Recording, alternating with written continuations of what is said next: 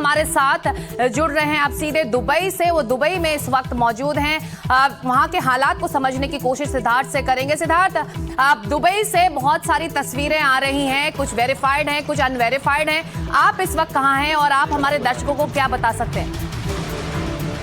तो जी, मैं college student हूँ और मैं अपनी कॉलेज प्रेमिसेस पे ही हूँ। और कल हमने कॉलेज के ऊपर ही 2 मिसाइल इंटरसेप्ट होते हुए देखी हैं, तो उससे हम थोड़े डरे हुए हैं। पर हम सारे दोस्त यहाँ पे कॉलेज में यूनाइटेड है और अभी सेफ है।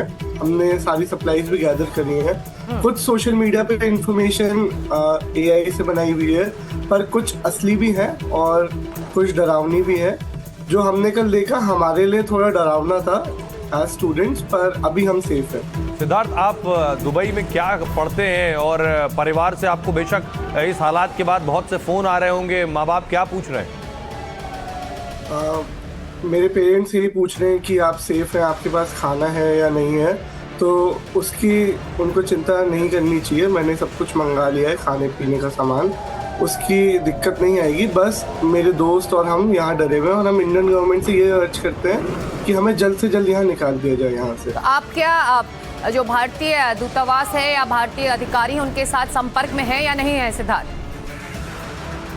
अभी मैं संपर्क में नहीं हूँ, पर मैं चाहता हूँ कि कोई मुझे संपर्क करे और यहाँ से गाइड करे कि कैसे निकलना है और थोड़ी इन्फॉर्मेशन दे कि हमें कब निकाला जाएगा। आप ख्याल रखें अपना, हमारे साथ बने रहिए। इस बीच एक बड़ी खबर आ रही है। यूएस सेंट्रल कमांड ने जारी किया ईरान पर हमले का एक वीडियो। मिसाइल से ईरान पर हमले का ये वीडियो जारी किया गया है। तो अब इजराइल और अमेरिका दोनों की तरफ से लगातार वीडियो जारी कर अपने हमलों के दावों की तस्दीक वो करना चाहते हैं। और इस बीच ये खबर आ रही है कि जो तस्वीरें आप देख रहे हैं, यूएस सेंट्रल कमांड ने ये वीडियो जारी कर ईरान पर हमले का वीडियो है। ये मिसाइल से किस तरह से अमेरिका ने ये हमला किया था। तस्वीरें आप देख रहे हैं, हमले की यूएस सेंट्रल कमांड ने जारी की हैं तस्वीरें। बैल साहब, मेरा सवाल आपसे ये कि 2 चीजें, एक ये कि यूएस सेंट्रल कमांड तस्वीरें जारी कर रहा है, इसका मतलब क्या है? ये देख रहे हैं टारगेट हिट कर रहा है, इससे किस तरह की मैसेजिंग है? एक चीज, क्योंकि अब सेनाएं ऐसा करती हैं।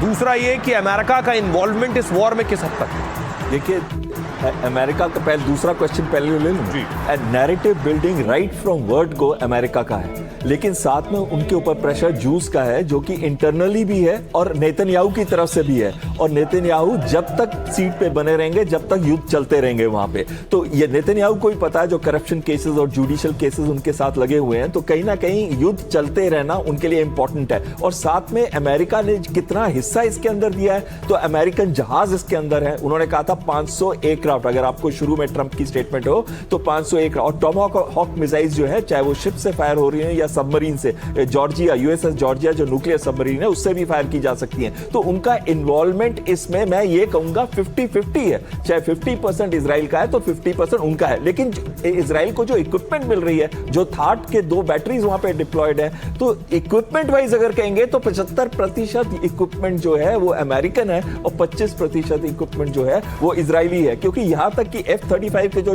48 जहाज हैं इजराइल के अंदर, वो भी तो अमेरिकन ही है। F-15, F-16 वो सब के सब। आपकी बात को देवना जी मैं और आगे बढ़ाऊंगी कि जो डोमेस्टिक ऑडियंस है ट्रंप और नेतन्याहू के लिए, वो भी इस वक्त इंपॉर्टेंट है। जैसा कि उनकी जो डोमेस्टिक रैंकिंग है ट्रंप की, वो लगातार गिर रही थी। एप्स्टीन फाइल्स एक बड़ा मुद्दा था उनके लिए, और नेतन्याहू के लिए तो चुनाव सामने है और तमाम आरोप उनके पीछा कर रहे हैं। तो उनके लिए तो ये विन विन सिचुएशन होगा, ये पूरी कार्रवाई और एयर स्ट्राइक। नेतन्याहू ने देख लिया है कि अब शायद डेमोक्रेट्स ही नहीं, रिपब्लिकन पार्टी के जो ओन उनके सपोर्ट बेस है वो डाइल्यूट होता जा रहा है। रिपब्लिकन पार्टी में भी जो सेंटर या लेफ्ट ऑफ सेंटर के जो लोग हैं, सपोर्टर्स, खासतौर से जो अश्वेत हैं, वो आस्ते आस्ते रिपब्लिकन पार्टी को डिजर्ट करते जा रहे हैं। अभी जब मिड टर्म इलेक्शन होंगे अक्टूबर के महीने में, आप देखेंगे रिपब्लिकन सपोर्ट बेस जो है 56% से कम होते होते 43% आ गया है। डेडिकेटेड इनके जो होते हैं, देखिए फंड रेजिंग करके ही लोग अंदाजा करते हैं कि हमें कौन फंडिंग डोनेट कर रहा है। इनकी डोनेशन जो है पिछले साल के मुकाबले, मैं रिपब्लिकन पार्टी की बात कर रहा हूं, जैसे भारत में भी हम इलेक्शन बॉन्ड बिक्री करते हैं, इनकी फंड रेजिंग जो है पिछले साल के मुकाबले 18% कम हो गई है। वो दिखाता है कि रिपब्लिकन्स में या तो जोश कम हो गया है, या कुछ रिपब्लिकन्स जो है वो फेंस सिटर हो गए हैं, या कुछ रिपब्लिकन्स शायद चुपके बैलेट बॉक्स अपना डेमोक्रेट्स के पक्ष में डाल देंगे। अमेरिका में डोनाल्ड ट्रंप को मालूम है कि वहाँ बहुत ही पतली थिन आइस पर वॉक कर रहे हैं, उनका टेन्योर तो खत्म हो जाएगा। लेकिन मुझे दुख हो रहा है बेचारे जेडी वांस के लिए, जो वो वाइस प्रेसिडेंट बनते बनते ही लगता है इसके बाद प्रेसिडेंट नहीं बनेंगे।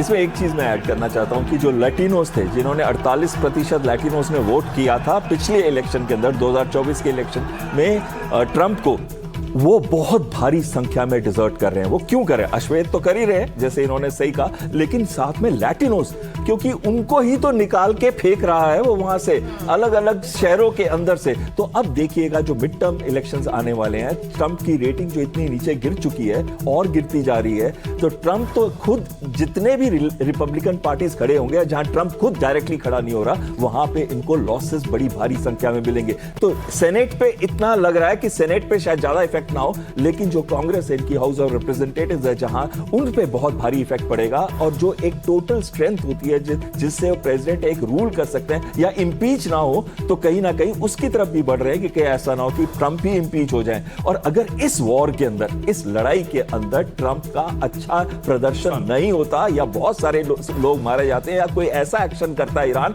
जिससे ट्रंप का या अमेरिका की साख नीचे आती है, तो फिर खत्म है ट्रंप। और इस बीच एक बड़ी खबर सोहेल आ रही है। IAEA ने बुलाई है ईरान पर आपात बैठक।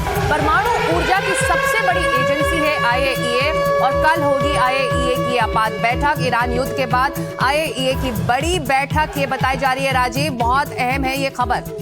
अब बिल्कुल अहम खबर है, लेकिन आपको बता दें कि पहले भी ईरान ने साफ तौर पर कहा था कि वो बातचीत के जरिए मामला सुलझाना चाहता है, और उसके ऊपर जो युद्ध जो थोपा गया है, अमेरिका की तरफ थोपा गया, इजराइल की तरफ थोपा गया, तो ईरान जो है इस पर कुछ भी बात मानने से पहले अपना फेस सेविंग जरूर करना चाहेगा। यानी जिस तरह से अमेरिका ने उसके सुप्रीम लीडर को मार गिराया खेमनेई को, कुछ न कुछ नुकसान जरूर पहुंचाएगा। और ईरान के पास जो ताकत है, उसने अपने असली ताकत का इस्तेमाल नहीं किया। उसके पास जो मिसाइल पावर है, उसके पास जो ड्रोन की ताकत है, यानी जो कामकाजी जो ड्रोन जिसको होता है, जो बॉम्ब की तरह गिरता है, उसका इस्तेमाल अभी नहीं किया है। तो यकीन मानिए थोड़ी देर बाद, आज नहीं तो कल, जरूर देखने को आएगा ईरान की जो असली ताकत का है, मिसाइल और ड्रोन की ताकत का है, और उसका नुकसान जो है, खामियाजा जो है अमेरिका और जब भी ईरान टेबल पर बैठा, उसने ये कहा कि हम परमाणु बम नहीं बना रहे, हम इंस्पेक्शन के लिए तैयार हैं।